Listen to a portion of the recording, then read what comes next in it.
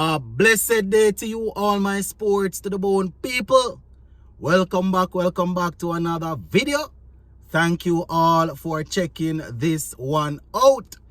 Yes, my people, so we now know the group that the West Indies will be in for the upcoming T20 World Cup. Yes, man. Earlier this morning, the information was made public. So we know all the teams and the groups that they are going to be in. So for this video, I'm just going to go through the different groups, talk about the teams, and probably in another video, I will look at the schedule, look at when they are going to play and all of that. What I will say, West Indies fans and West Indies players should be relatively okay or happy with the group that they were placed in, based on paper or based on history, right? Not saying that we're going to walk through, but we stand a good chance. If we play some good cricket in our home conditions, we stand a good chance of qualifying. Couple of teams in there that will be a bit tricky, but we're going to go through it. Just give a listening ear. Let me know what you all think in the comment section. So the information came out this morning, my people, and some interesting facts. Couple of arch rivals will be going up against each other in the group stage. So we have Pakistan, they will be taking on India in the group stage, right? Australia will be taking on England. So Pakistan and India to do battle, England and Australia. And we're talking in the group phase, my viewers and subscribers. Now, there are four groups. We have Group A, Group B, Group C, and Group D, right? So 2 teams from each group will go through. All right, let me see. 1, 2, 3, 4, 5. They have 5 teams in each group, and 2 teams from each group will go through to make it the Super 8.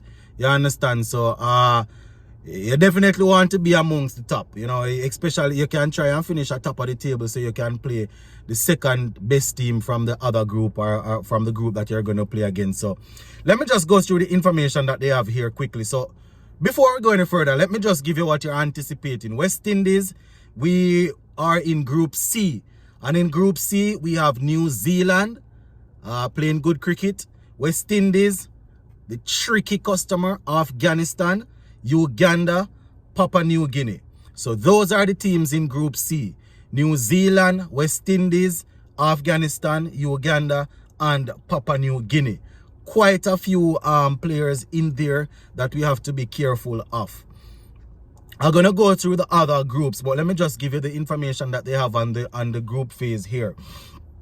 So they say the group stage ICC Men's T20 World Cup will produce some quality games. As I said earlier, India and Pakistan will do battle, England and Australia from early in the group phase there. Now, the top 2 teams, as I was indicating, will go through to the Super 8 of the tournament.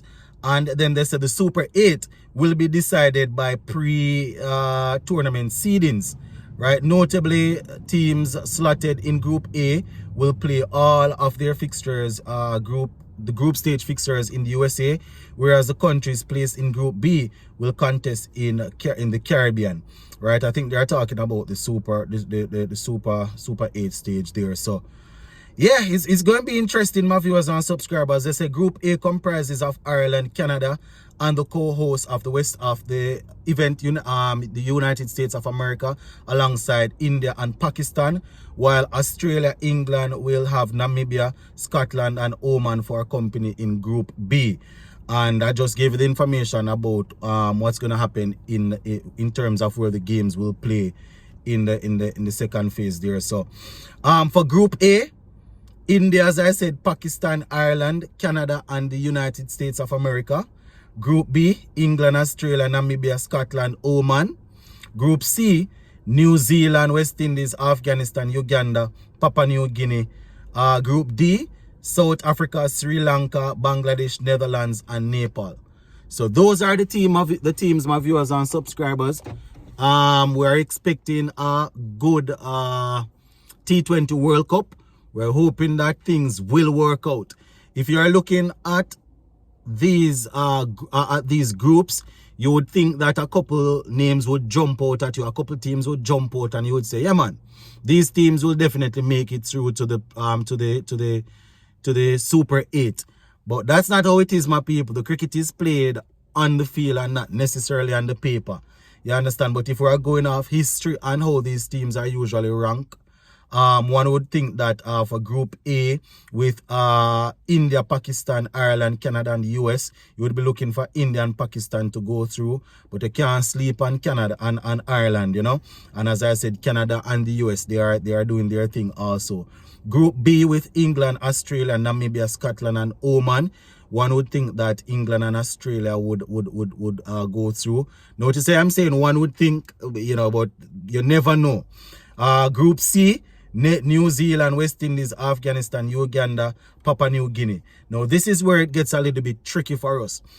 Just looking at it, in the past, you would say easy, New Zealand and West Indies should go through. But Afghanistan, you cannot sleep on them, my people. They have some quality cricketers, especially some spinners. You have Mujib, you have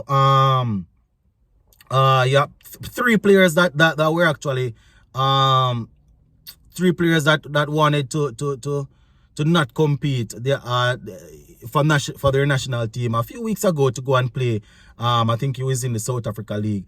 Quite a few of them, my people. You have the leg spinner there, Rashid Khan. You know, whole heap of them, my people. I might not be able to remember the names right now, but most of them guys playing in different leagues around the world, and they're extremely good. You understand? Group D, you have South Africa, Sri Lanka, Bangladesh, Netherlands, and Nepal. South Africa playing some quality cricket. You understand? Bangladesh, they are good also, and things. So it's going to be interesting, my viewers and subscribers. It's going to be very, very interesting. Teams can't sleep on other teams. Group D, South Africa, Sri Lanka, Bangladesh. That might not be as straightforward as you think. Netherlands and Nepal. South Africa, I see a few people picking them as pre-tournament favorites. You understand? Sri Lanka have a nice young team there. Bangladesh, as we know, some quality players they have there. So it's going to be interesting. Definitely going to be interesting, my peeps. So they also have when the games, I think I saw earlier, some information when the games will be played. So I will go through those in another video. But as I take this little time to give you some information, West Indies should be thankful. That is what I would say right now. West Indies should be thankful for this group. As I said it more than once now, because I know people going to be in the comment section saying this doesn't mean that we're going to win. This doesn't mean we're going to qualify. I am no prophet, so there is no way I could be saying that we're going to qualify based on the group. New Zealand, West Indies, Afghanistan, Uganda, Papua New Guinea. No way I could be saying that. But what I'm saying, we sure did okay. And, you know, it could have been worse. It could have been worse in terms of team on paper. You understand? We could have found ourselves in a group that you could consider to be tough.